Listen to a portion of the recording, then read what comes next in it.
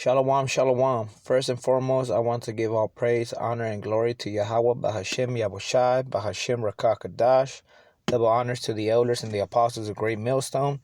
Peace, mercy, and blessings unto the hopeful elect.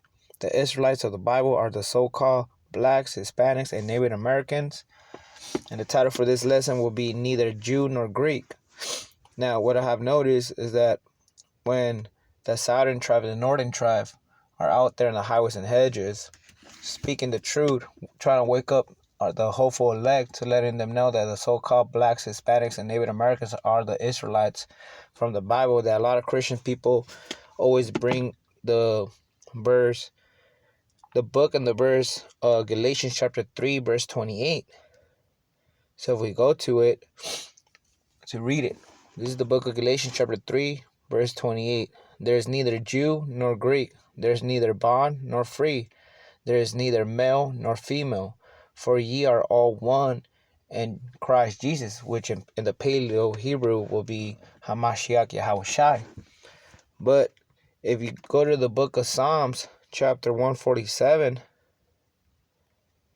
verse 19, it'll tell you who he showed the law, statutes, and commandments to, what nation, which was the Israelites. It's the book of Psalms 147, verse 19. He showed his word unto Jacob, his statutes and his judgments unto Israel. He had not dealt so with any nation, and as for his judgment, they have not known them. Praise ye the outer one Yahweh. So right there, David's saying that the Most High only showed the law, statutes, and commandments to the Israelites, the so-called blacks, Hispanics, and Native Americans, not other nations. If you also go to the book of Joel, chapter 2, verse 27, it tells you also whose God is he. This is the book of Joel, chapter 2, verse 27. And you should know that I am in the midst of Israel, and that I am the outer one, your Yahweh, and none else, and my people should never be ashamed. So right here, the Most High is letting Joel know that he is the God of the Israelites, the so-called blacks, Hispanic, and Native Americans. Now, those neither Jew nor Greek, we're actually talking about people, Jews. They knew they were Jews and they were Greeks, but they were Jews still, but they didn't consider themselves Jews. Like right now, a lot of us brothers know that we are Israelites, but our people don't know they're Israelites. Some of them call themselves Black American or Mexican American or Puerto Rican American, whatever it is, but they don't know that the same thing that happened is going on right now. It happened in the past. So there's neither Jew or Greek. If you go to the book of First Maccabees, we'll let you know how some Israelites from the southern tribe became Greek citizens. Now, if we go to the book of First Maccabees, chapter 1, verse 41, this is King Antiochus. It's the book of First Maccabees, chapter 1, verse 41. Moreover, King Antiochus wrote to his whole kingdom that all should be one people. So this is King Antiochus. He was one of the 4 generals from the friends of King Alexander the Great, who, when he died, he split his kingdoms to his 4 generals who were his friends. Now, if you go up to verse 1, it will tell you the history. This is the book of First Maccabees, chapter 1, verse 1. And it happened after that Alexander, son of Philip, the Macedonian, who came out of the land of Chittim, had smitten Darius, king of Persians and Medes, that he reigned in his stead, the first over Greece. Now, who was Darius? He was the king of the Persians and the Medes. Who before that, they defeated the Babylonians, who was under the rulership of Nebuchadnezzar's son. Now, if you go to verse 2, it says right here, First Maccabees chapter 1, verse 2, and made many wars and won many strongholds, and slew the kings of the earth, and went through to the ends of the earth, and took spoils of many nations, and so much that the earth was quiet before him, whereupon he was exalted, and his heart was lifted up. And he gathered a mighty strong host, and ruled over countries and nations, and kings, who became tributaries unto him. And after these things he fell sick, and perceived that he should die. Wherefore he called his servants, such as were honorable and had been brought up with him from his youth, and parted his kingdom among them while he was yet alive. Those are his 4 generals. So Alexander reigned 12 years and then died, and his servants bare rule, every one in his place. And after his death, they all put crowns upon themselves. So did their sons after them, many years, and evils were multiplied in the earth. And there came out of them a wicked root, Antiochus, surnamed Epiphanes, son of Antiochus the king, who had been a hostage at Rome, and he reigned in 137 years of the kingdoms of the Greeks. In those days went there out Israel, wicked man, who persuade many, saying, let us go and make a covenant with the heathen. So there was some, just like there's some wicked Israelites right now, there was wicked Israelites back then in the past, who wanted to make a covenant with the heathen to follow their customs of living, eating and partying it up. Just like today's our people are celebrating the so-called holy days, holidays, not knowing that the so-called Blacks, Hispanic, and Native Americans have their own holy days that come from the Bible that the Most High gave them. First Maccabees chapter 1, verse 11. And those days went there out a Salak for that. First Maccabees chapter 1, verse 11. And those days went there out of Israel wicked man, who persuade many, saying, let us go and make a covenant with the heathen that are round about us. For since we departed from them, we have had much sorrow. So this device pleased them well. Then certain of the people were so forward herein that they went to the king, who gave them license to do after the ordinance of the heathen.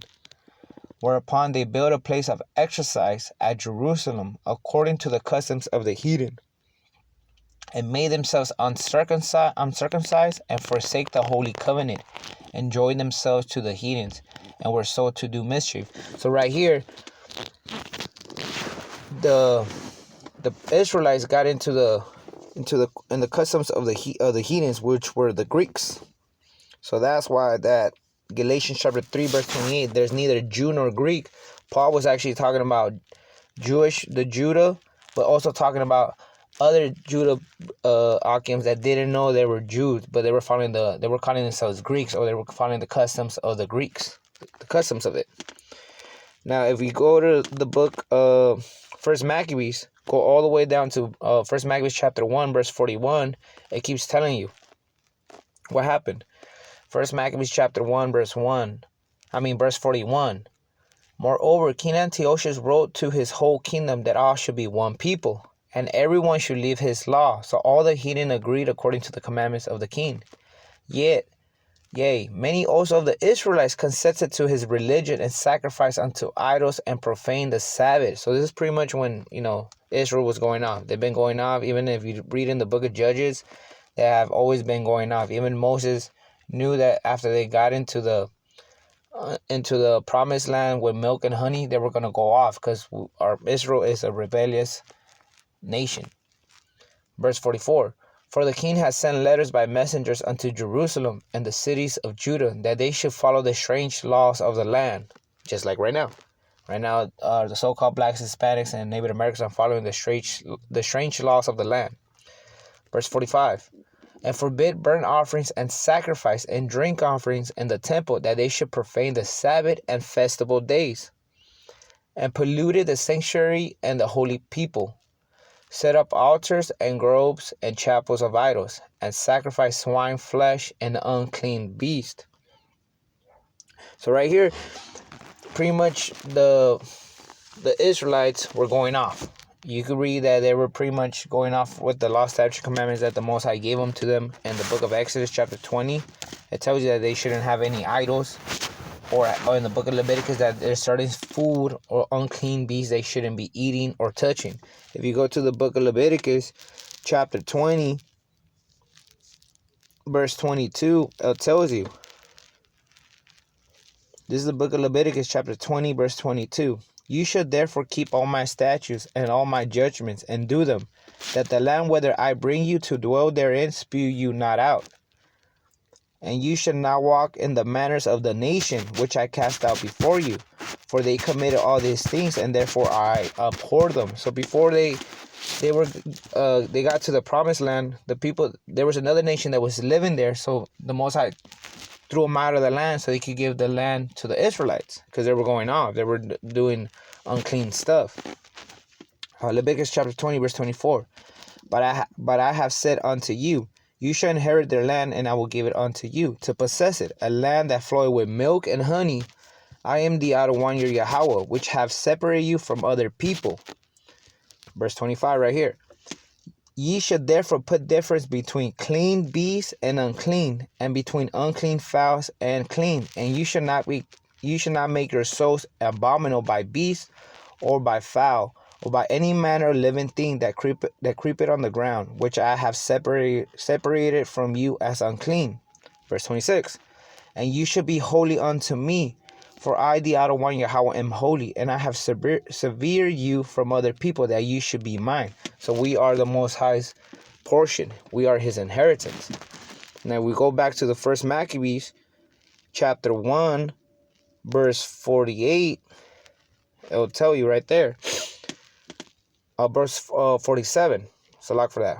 First Maccabees chapter 1 verse 47. Set up the altars and grove and chapels of idols, and sacrifice swine flesh. Swines are pretty much pigs, and unclean beasts.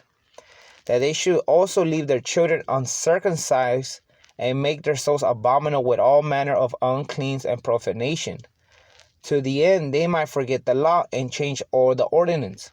So they're doing this so the Israelites could forget the law, statute, commandments of the Most High, which our people have forgotten. But the Most High has chosen, predestined some Akims, some brothers, to wake up and know this true, so we could be his prophets to warn our people and let them know that the Most High is sending his son Yahushua to come and redeem us. Verse 50. And whosoever would not do according to the commandment of the king, he said he should die. So right here the king was saying, if you don't follow my laws, well, pretty much what I'm asking all the nations to do, you're going to die.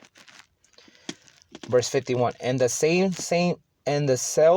manner wrote he to his whole kingdom, and appointed overseers over all the people, commanding the cities of Judah to sacrifice city by city.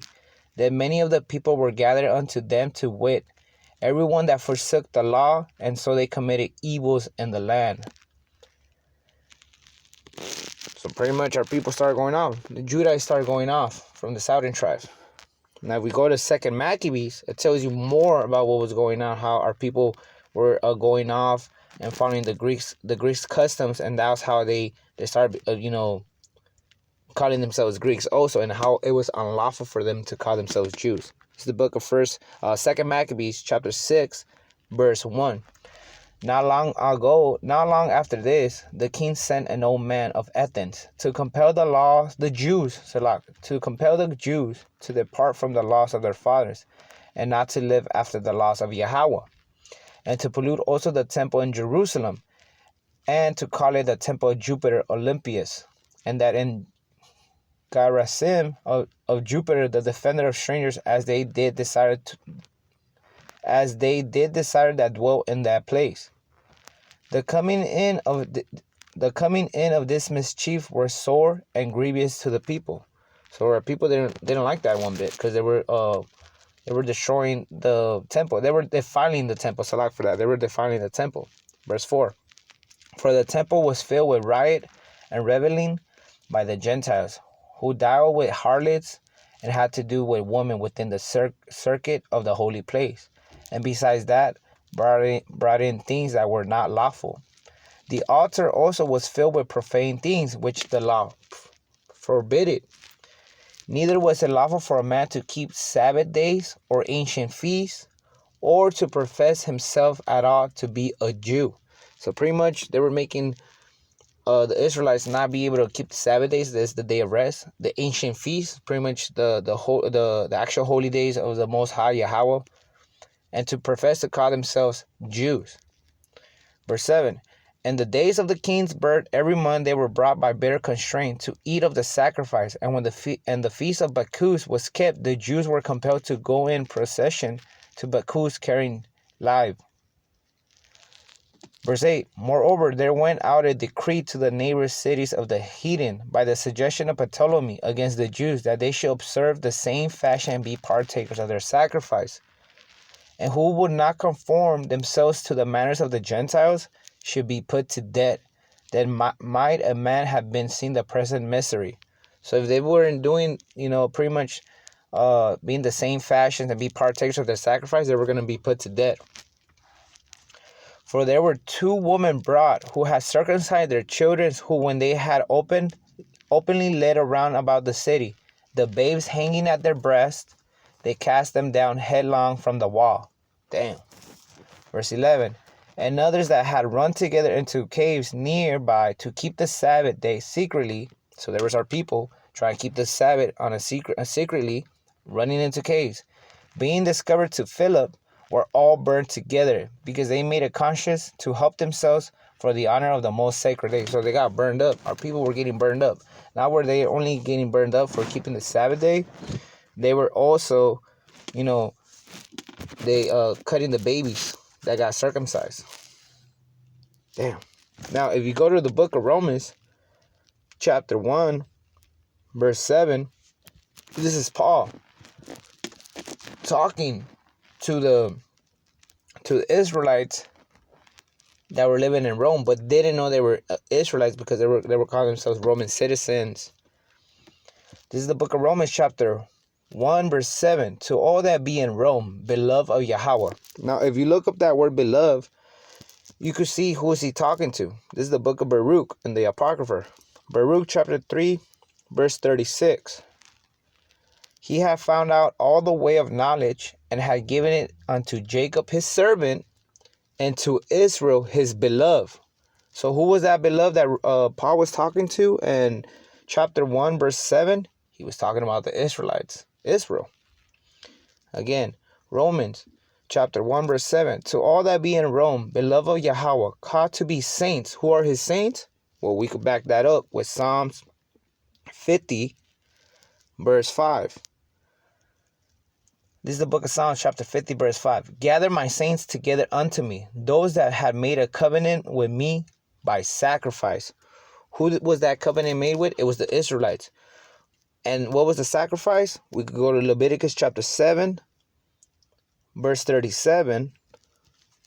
And it'll tell you, this is the law of the burnt offering, of the meat offering, and of the sin offering, and of the trespass offering, and of the consecration, and of the sacrifice of the peace offerings.